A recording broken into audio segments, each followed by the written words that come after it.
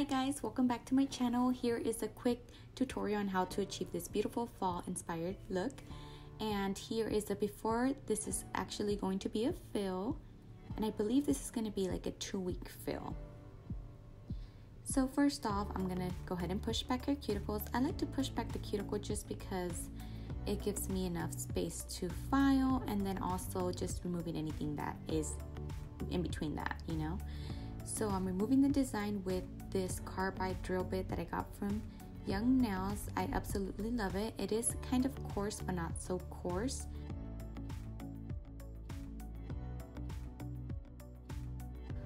But if you guys can see, I'm very carefully removing it without, you know, burning or getting close to the actual natural nail. And I'm showing you guys here that no lifting. If there was anything lifted, it was very little, and I removed it with the drill. But this was a 2-week fill, and there was a fill before that. So I'm removing and nipping her cuticle if they have any.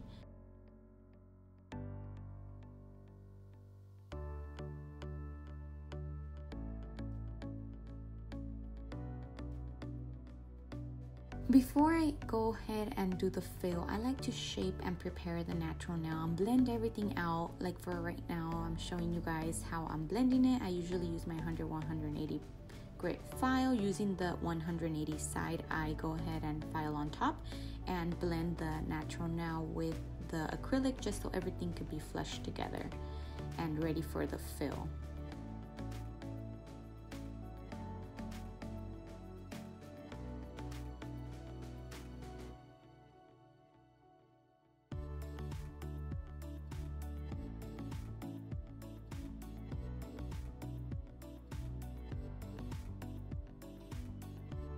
And this is after filing. As you can see, they're all very flushed into the natural nail, ready for the fill.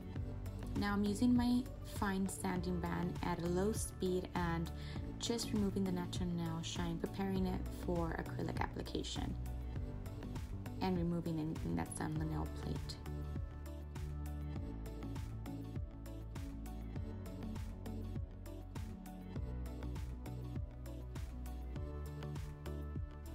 Now I'm cleaning it with alcohol and swipe.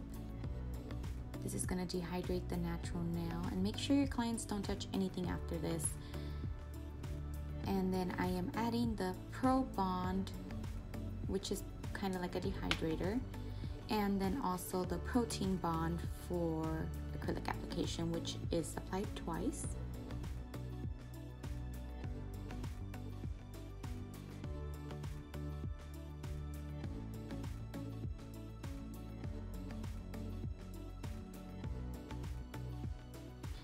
Sometimes I do tend to overfile it and it makes it thinner, so just make sure that the apex area is nice and thick. Not too thick, but you know, there's strength on it. And you can do a 1 bead method like I'm showing you right here and just drag it. The more control you have over the acrylic, the better. So if you still don't have control over the acrylic, just practice it. Practice makes progress. And like I said, it looks really easy, but it's not. I know that acrylic application is not as easy as it looks, especially if you're barely starting. So as you see right there, I kind of balance the whole nail. And it just depends on your brush as well. Like if you have a bigger brush, it's gonna grab a bigger bead. So for fills, I try and use a smaller brush. This is my all-time brush. I don't use any different, but I know a lot of people use bigger ones, so if maybe for fills it'd be better to use a smaller one, that'd be great. And it's simple. Just try and control the acrylic, and 1 bead will do, and just another one like on the apex area so you can give it more strength. And I'm showing you here how they look afterwards. Now I'm gonna go ahead and file the sidewalls first, like I always do with my file, and then I'm gonna file it with my carbide bit. And this is actually a smaller one. Why I don't use a safety bit on this, you could use it. I like this specific drill bit because it kind of goes deeper. Not deeper because that's actually carving into the nail, but more precise on filing and making the nail look like it's flush to your nail instead of like a little, I think you guys know what I'm talking about. I can't think of the word, but just flushing it to the nail. Now I'm gonna go ahead and file it and smooth out the top. Guys, it is so important to have a smooth surface because it just makes everything else nice, neat, and smoother. You can also use a sanding band. I just prefer to use it this way. Now I'm cleaning the nail. I have her wash her nails, and then I clean it still with swipe to remove any oils or anything like that. I'm gonna be using this beautiful orange. It's like a burnt orange. This is, I think, Cassie. I don't know how to pronounce it, but I'm gonna put it on all the nails, and it is kind of not that pigmented, so I'm gonna be using a couple of coats. And on the middle finger, I'm gonna do like a little French tip, but with a smile line very defined. Now on that one, I went ahead and put foil transfer gel. So we're gonna do a nail full of foil. This is the second coat applied. Make sure they're all thin, because if it's too thick, then it's not good. Sometimes it won't cure, and then sometimes it just will look tacky.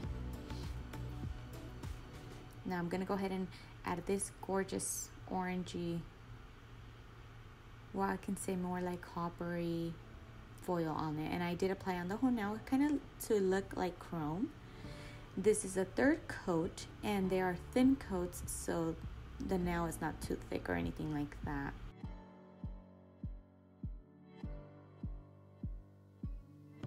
I love this color, it's so nice.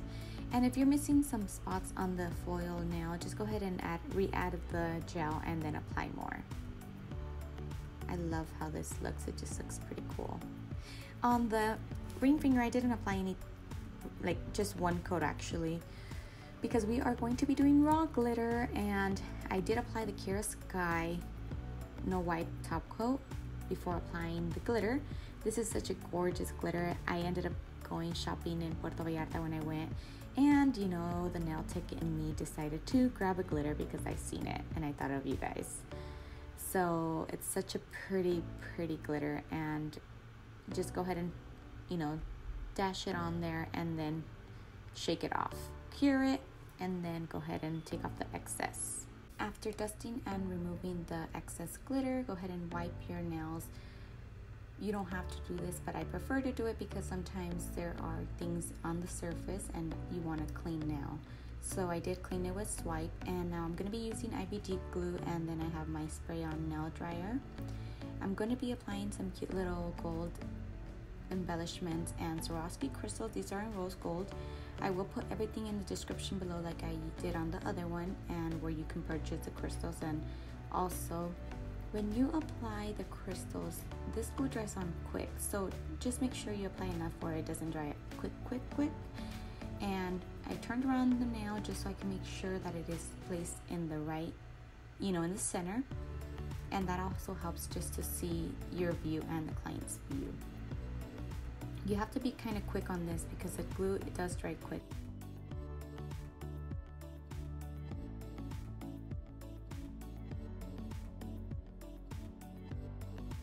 And it's just a very simple design, you know, super cute, not too crazy. I'm spraying the nail glue dryer. And this is the design. So I'm looking at it this way just to make sure everything's good.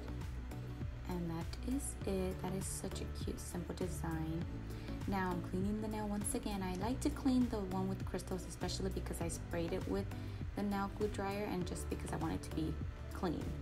So I'm applying this Koopa matte top coat. I love this matte top coat. I haven't tried it on any other one, so if you guys recommend any, go ahead and comment on the comments below. Now I am sealing the raw glitter with this top coat, and this top coat I use it specifically for like raw glitters, fairy dust, chrome. So I'm applying also on the index finger, which was the foil. Now I'm using another one that I use specifically for just regular solid colors, just because sometimes the glitter can, you know, come off of it, and it'll be on the little brush, so just so it can be clean. And I did go over the little design with my top coat, just not in the Swarovski crystal, because the other ones, it doesn't really matter, they're not like Swarovskis. Then I'm applying also a matte top coat on the thumb and cured it. Now this is the final result, guys. I hope you guys enjoyed watching this tutorial. It is very simple and super cute, especially for the fall. Don't forget to like and subscribe, and I'll see you guys in my next video. Bye.